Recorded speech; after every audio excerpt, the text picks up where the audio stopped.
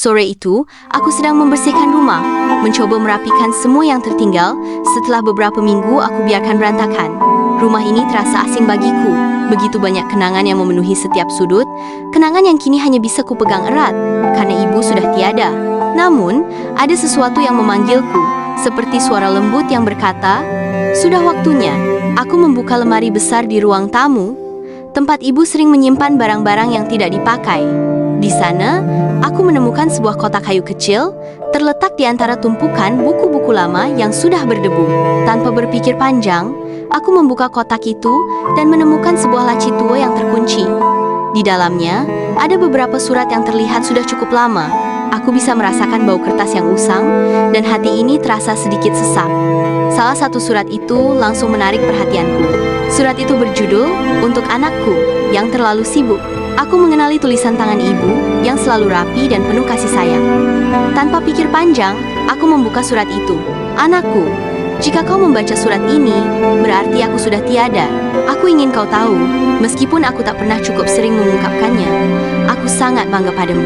Kau tumbuh menjadi pria yang kuat, tetapi ada banyak hal yang mungkin belum kau pahami tentang diriku. Aku berharap suatu hari nanti, kau akan menemukan apa yang selama ini aku simpan, bukan hanya dalam laci ini, tapi juga dalam setiap kenangan yang kita miliki bersama. Jangan biarkan kesibukanmu menghalangimu untuk menghargai apa yang paling penting dalam hidup. Aku selalu mencintaimu." Aku terdiam setelah membaca surat itu. Perasaan sesak yang selalu aku coba abaikan kini kembali menggerogoti dadaku. Ibu selalu menyembunyikan perasaannya. Sepertinya, aku terlalu sibuk dengan hidupku sendiri, terlalu sibuk mengejar mimpiku, hingga aku lupa untuk mendengarkan ibu. Apa yang sebenarnya ibu ingin katakan padaku selama ini? Mengapa surat ini baru kutemukan sekarang, setelah semuanya terlambat? Aku menatap surat itu lagi, mencoba mencari makna di balik setiap kata yang ibu tulis. Di antara kata-kata itu, aku merasa ada sesuatu yang lebih besar yang belum aku pahami. Ada sesuatu yang ibu ingin aku lakukan, sesuatu yang belum selesai. Di tengah perasaan bingung dan terharu, aku memutuskan untuk melanjutkan pencarianku. Aku harus menemukan lebih banyak tentang ibu, tentang apa yang dia simpan untukku dalam laci ini. Aku tahu, perjalanan ini tidak akan mudah, tetapi aku harus melakukannya. Aku harus tahu apa yang ibu ingin aku pelajari, apa yang ibu ingin aku temukan. Aku menutup kotak kayu itu dan meletakkannya kembali ke tempat semula. Namun, perasaan tidak tenang itu masih menggelayuti. Aku tahu, ini baru awal dari pencarian yang lebih dalam. Malam mulai turun. Aku duduk sendirian di kamar ibu, kamar yang sudah lama tak dimasuki siapapun sejak pemakamannya. Udara di dalamnya masih terasa hangat, atau mungkin itu hanya perasaanku yang sedang kacau. Di sudut kamar, laci tua itu masih terbuka. Surat yang tadi kubaca masih kugenggam erat, seakan bisa memberiku pelukan ibu yang tak akan pernah kurasakan lagi.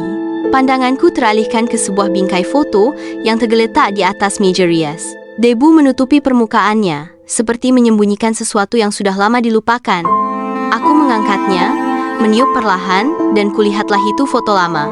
Aku, Messi Casey, digendong ibu. Di sebelahnya berdiri seorang pria muda yang asing bagiku. Matanya tajam tapi senyumannya hangat. Pakaian lusuhnya tak menyembunyikan tatapan lembut yang tertuju padaku. Siapa dia? Aku memicingkan mata, mencoba mengingat, tapi tak ada bayangan pria itu dalam ingatanku. Selama ini, ibu tak pernah membicarakan siapa ayahku. Dia hanya bilang, "Kau punya aku, itu cukup." Dan aku terlalu sibuk dengan hidupku sendiri untuk menanyakannya lebih jauh. Kuputar bingkai itu. Di belakangnya, tertempel sebuah catatan kecil yang ditulis dengan tinta samar. Foto terakhir kita bertiga. Maafkan aku karena tak bisa menyimpan semuanya. Tapi, ini kenangan yang paling jujur, untukmu. Aku tertegun. Bertiga, aku kembali melihat foto itu. Di belakang kami ada rumah kayu tua. Tunggu. Aku kenal tempat itu. Itu rumah lama kami sebelum pindah ke kota. Rumah kecil di desa, tempat aku menghabiskan masa kecil sebelum semuanya berubah. Tapi aku tak pernah ingat ada pria itu bersamaku, bahkan tak ada satupun cerita tentangnya. Apakah dia? Ayahku. Jantungku berdetak lebih cepat. Dalam sekejap, pertanyaan yang selama ini tak pernah muncul mulai memenuhi pikiranku. Mengapa ibu menyembunyikannya? Kemana dia pergi? Apa dia meninggalkan kami? Aku berdiri, mengambil foto itu, dan menaruhnya di saku. Aku tahu apa yang harus kulakukan. Aku harus ke rumah lama itu, tempat semua kenangan dimulai. Tempat yang mungkin menyimpan jawaban atas semua kebisuan ibu selama ini. Dan, entah mengapa, aku merasa perjalanan ini akan mengubah hidupku. Perjalanan ke desa tidak mudah. Jalanan sempit yang dulunya sering kulalui bersama ibu, kini terasa asing. Semak-semak tumbuh liar di sisi kanan kiri, dan suara jangkrik malam menggema seperti menyambut kehadiranku atau memperingatkanku. Akhirnya aku tiba di depan rumah tua itu. Dindingnya yang dulu berwarna coklat muda sekarang memudar jadi kelabu, dan atapnya sudah banyak berlubang. Tapi rumah itu masih berdiri, masih seperti dalam bayanganku, meskipun penuh luka waktu. Aku mengetuk pintu pelan meskipun tahu tak ada siapa-siapa di dalam. Hanya angin yang menjawab. Aku mendorong pintu itu perlahan, berderit. Langkah kakiku berat saat masuk. Aroma kayu tua dan debu langsung menyergap, memaksaku menahan napas. Tapi ada sesuatu yang lebih kuat dari bau itu, perasaan hangat. Aneh, seolah rumah ini masih mengingatku, seolah ia tahu. Aku akhirnya kembali. Ruang tamu kosong. Dulu ada karpet merah dan kursi kayu panjang di situ. Sekarang hanya sisa-sisa kain dan bingkai jendela yang menggantung tak sempurna. Aku menuju kamar lama ibu. Tanganku menyentuh gagang pintu dan terdiam sesaat, lalu membukanya perlahan. Di dalamnya, semuanya masih hampir sama. Lemari tua, kasur tipis, dan meja kecil di sudut ruangan. Tapi yang menarik perhatianku adalah sebuah kotak kayu kecil di atas meja. Ada kain yang menutupinya, dan sepertinya belum pernah disentuh siapapun selama bertahun-tahun. Aku membuka kainnya, dan di bawahnya ada kotak musik. Kuputar engkol kecilnya, nada lembut mengalun. Nada yang pernah kudengar di masa kecil saat ibu menina bobokanku. Air mataku nyaris jatuh, tapi sesuatu terdengar. Klik. Laci rahasia di bawah kotak musik terbuka perlahan. Di dalamnya ada sepucuk surat, tertulis dengan tinta yang lebih tua dari surat yang kutemukan di laci kemarin. Dan kali ini, surat itu bukan dari ibu, tapi dari seseorang yang tak pernah kusebut selama ini. Untuk anakku, maafkan aku. Aku mencintaimu sejak hari pertama kau lahir, tapi aku tak bisa bersamamu dan ibumu. Aku bukan pria yang pantas, dan aku tak ingin membawamu ke dunia gelap tempatku berada. Tapi aku menitipkan seluruh cintaku pada ibumu, karena aku tahu dia adalah cahaya terbaik untukmu. Jika kau membaca surat ini, berarti ibumu telah pergi, dan waktuku sudah habis sejak lama. Tapi ketahuilah satu hal, aku tidak pernah berhenti mencintaimu dari jauh. Tanganku gemetar saat membaca setiap kata. Dunia terasa berputar. Pria dalam foto itu ayahku bukanlah sosok jahat yang meninggalkan, tapi seseorang yang berusaha melindungi dengan cara yang salah, dengan cara yang sunyi. Air mataku tak bisa dibendung lagi. Kenyataan ini seperti menghantam dadaku, memecahkan kebekuan yang selama ini kusembunyikan. Aku tak tahu siapa dia sebenarnya. Tapi malam ini, untuk pertama kalinya, aku merasa memiliki ayah. Dan perjalanan ini baru saja dimulai. Pagi menyapa dengan cahaya lembut menembus tirai kamar. Setelah malam penuh tangis, aku merasa hampa, namun sedikit lebih ringan. Di meja, surat dari ibu masih terbuka, seolah menunggu sesuatu dariku tindakan, atau mungkin keberanian untuk menggali lebih jauh. Aku kembali ke laci tua itu. Di bawah lapisan kain lusuh, aku menemukan album foto yang hampir usang. Sampulnya retak-retak, dan debu menyelimuti setiap sudutnya. Aku mengelus pelan, lalu membuka halaman pertama. Di sana, foto masa kecilku terpampang. Senyum polos, tangan kecil menggenggam tangan seorang pria. Wajahnya samar, tapi ada kehangatan yang terpancar. Di sudut foto tertulis, Ayah dan Arka, 1999. Aku menelan ludah, Nama yang tak pernah disebut ibu.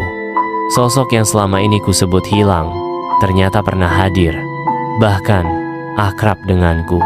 Setiap lembar berikutnya menunjukkan kehidupan kecilku yang belum pernah kuceritakan pada diriku sendiri, kebersamaan, kebahagiaan, dan tawa. Lalu tiba-tiba, semua berhenti di satu foto. Aku berdiri sendiri di halaman rumah. Tidak ada ayah, tidak ada ibu. Di balik halaman terakhir, aku menemukan kertas kecil dengan tulisan tangan yang berbeda. Mungkin milik ayahku. Jika suatu hari kamu membaca ini, nak, carilah aku. Aku tidak pernah ingin pergi.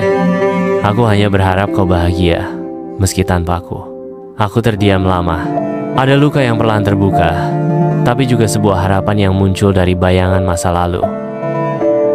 Aku menggenggam kertas itu erat. Hari itu, aku tahu. Aku harus mencari kebenaran, bukan untuk menghakimi, tapi untuk memahami. Langkahku membawa kembali ke halaman rumah yang kini mulai rapuh. Catnya mengelupas, pagar berderit saat disentuh angin. Namun kini, setiap detailnya terasa penuh makna. Tempat ini bukan sekadar bangunan tua, ini adalah saksi bisu dari dua cinta yang pernah hadir bersamaku. Aku duduk di serambi, tempat ibu biasa menyulam, tempat yang katanya dulu jadi tempat ayah menulis puisi. Aku belum pernah membaca satupun puisinya. Mungkin ibu menyimpannya, atau mungkin telah dibakar bersama kemarahannya. Aku membuka kembali laci tua itu, kali ini lebih hati-hati. Di sudut terdalam, aku menemukan sebuah buku kecil. Kulitnya retak, tapi halaman-halamannya masih rapi. Di dalamnya, puisi. Puluhan. Semua ditulis untuk Maya, nama ibuku. Untukmu, cahaya pagi dan pelita malamku. Jika tak bisa bersamamu selamanya, biarlah cintaku tinggal di udara rumah ini. Tanganku gemetar. Ayah mencintai ibu dan aku percaya. Mereka saling mencintai. Tapi sesuatu telah merenggut mereka satu sama lain. Entah apa, yang tersisa hanya aku dan puing dari dua hati yang dulu menyatu. Aku duduk lama, membaca puisi demi puisi. Setiap bait seperti memelukku, seolah ayah sedang berbicara langsung. Dan untuk pertama kalinya, aku merasa mungkin aku tidak ditinggalkan. Mungkin aku hanya kehilangan kesempatan untuk mengerti lebih cepat. Senja mulai turun. Angin membawa wangi melati dari halaman belakang, wangi yang selalu ibu sukai. Dan di detik itu, aku tahu aku tidak sendiri.